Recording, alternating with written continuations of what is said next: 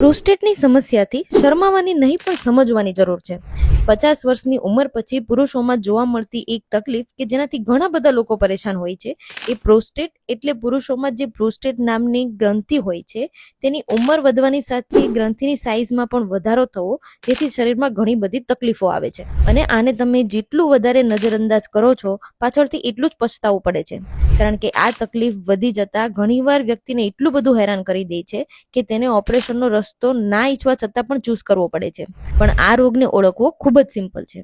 મોટી ઉંમરે યુરિન અટકીને આવવો, વારંવાર યુરિન પાસ કરવા જવું, રાત્રે વારંવાર ઉઠવું પડે, યુરિન પાસ કરવા માટે જવું પડે, પેશાબની કોથળી બરોબર ખાલી ન થાય અથવા તો તેમાં બળતરા અથવા તો દુખાવો થાય, તો આ બધા જ પ્રોસ્ટેટની તકલીફોના સંકેતો છે. અને એટલા જ માટે આ તકલીફવાળા દર્દીઓને હું રિકમેન્ડ કરતી હોઉં છું ક્રિષ્નાનું પ્રોસ્ટિરીડ જ્યુસ, જેની અંદર આયુર્વેદિક હર્બ્સ જેમ કે ગુગલું, ગોખરું, પુનર્નવા, વરુણછાલ, હરડે, ગિલોય, લજાલુ બીજ, આમલા અને શિલાજીત છે.